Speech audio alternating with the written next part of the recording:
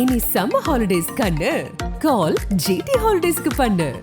GT holidays south India's #1 travel brand. நாங்கள் 2 பேரும் எங்களோட அந்யோன்யம் அவ்வளோ நெருக்கமாக இருக்கணும் அப்படின்னு சொல்லிட்டு நான் ஒரு மந்திரவாதி கிட்ட போயினேன். அவர் நீ உன்னுடைய நோட் ஃபோட்டோ அனுப்பு அப்படின்னு சொன்னார். அதை நான் அனுப்பிச்சி வச்சேன்.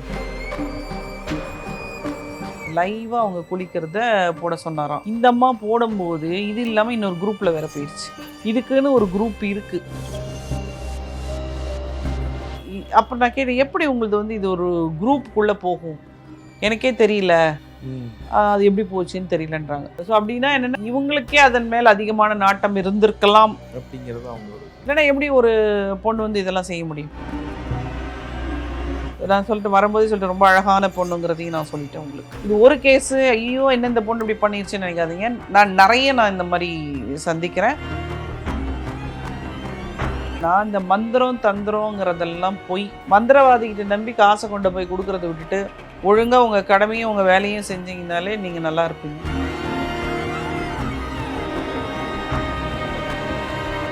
நக்கீரன் நேயர்களுக்கு வணக்கம். நான் விஜய் அறிகிற சுதன். டிடெக்டிவ் மாலதி மேம் அவங்க பார்த்த பல கேசஸ் பற்றி ஒவ்வொரு எபிசோட்லையும் சொல்லிட்டு இருக்காங்க. இன்றைக்கும் அதே மாதிரி ஒரு கேஸ் பற்றி தான் பார்க்க போகிறோம். வணக்கம் மேடம். வணக்கம்.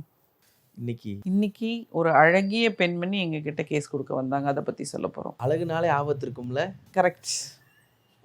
சொல்லுவாங்களே பொதுவான்னு சொல்ல. கண்டிப்பாக அது உண்மைதான். அழகுனா ஆபத்து கண்டிப்பாக பின்னாடி இருக்குன்னு அர்த்தம்.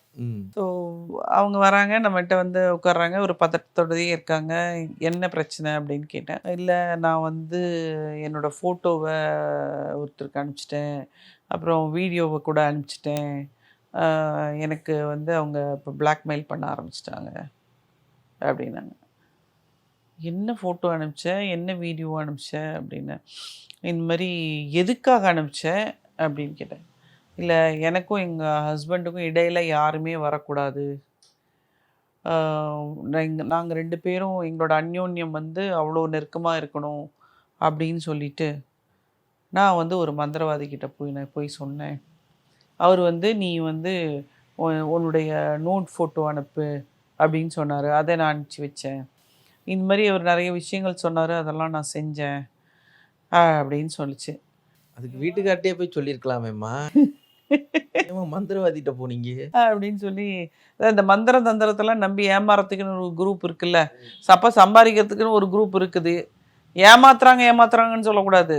ஏமாறத்துக்கு ஒரு குரூப் இருக்கும்போது ஏமாத்துறதுக்கு ஒரு குரூப் இருக்கு. ஆமாம், சரி.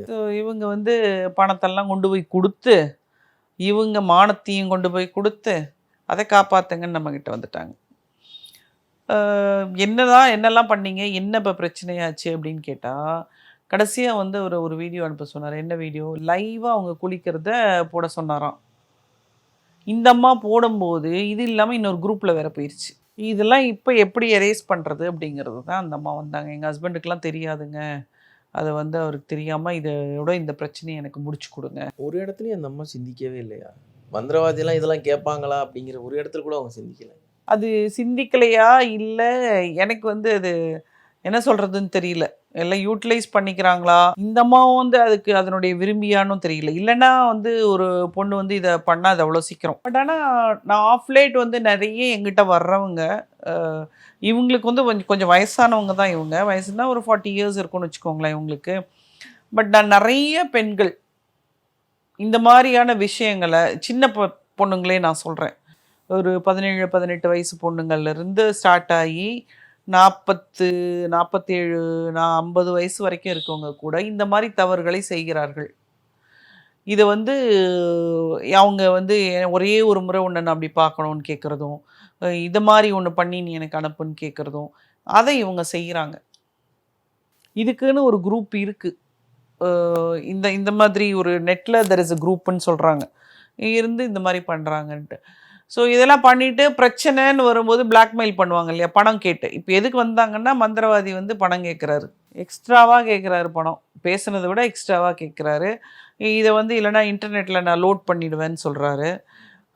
அதனால் என்னை காப்பாற்றுறதுக்கு எனக்கு ஏதாவது நீங்கள் பண்ணுங்க அப்படின்னாங்க. நான் சொன்னேன், இது பண்ணுறதுக்கு முன்னாடி நீங்கள் கண்டிப்பாக யோசிச்சுருந்துருக்கணும்.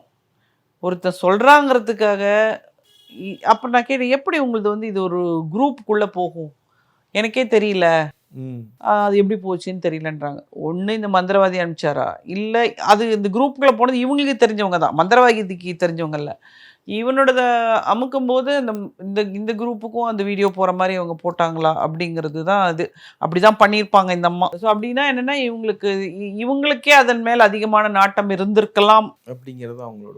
ஆமாம், என்னுடைய இல்லைன்னா எப்படி ஒரு பொண்ணு வந்து இதெல்லாம் செய்ய முடியும்?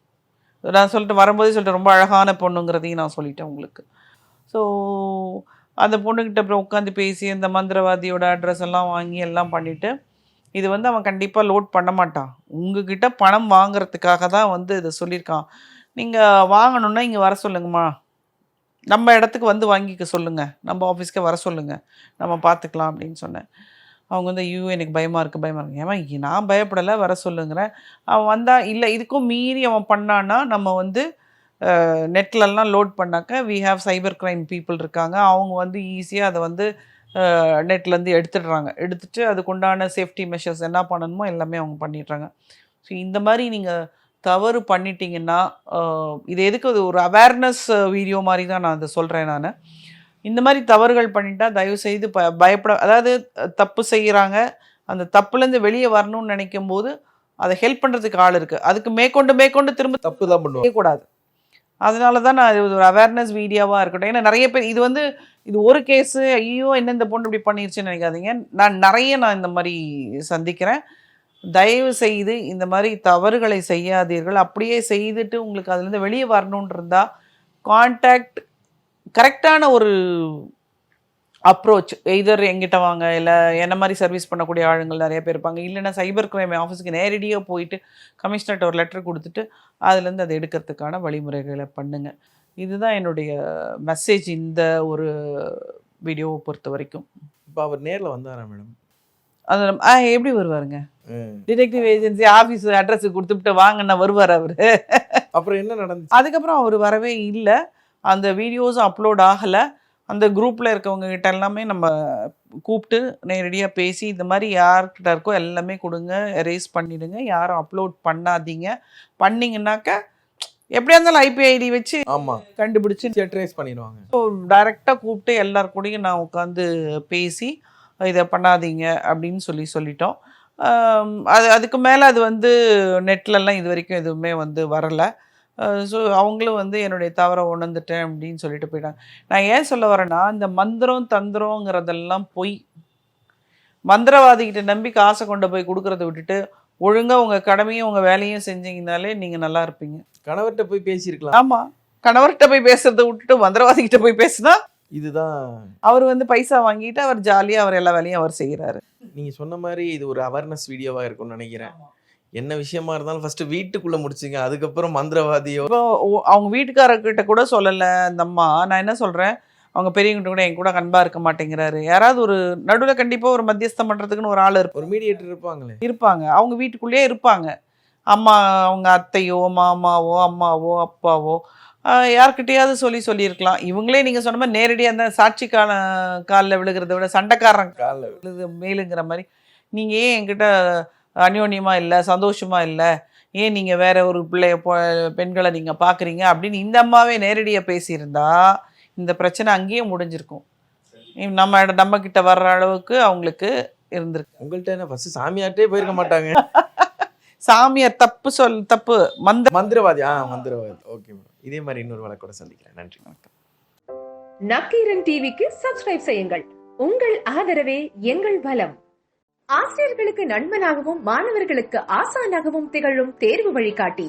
ஒவ்வொரு பாடத்திற்கும் அனுபவமிக்க ஆசிரியர்களின் துல்லியமான தெளிவான விடைகள்.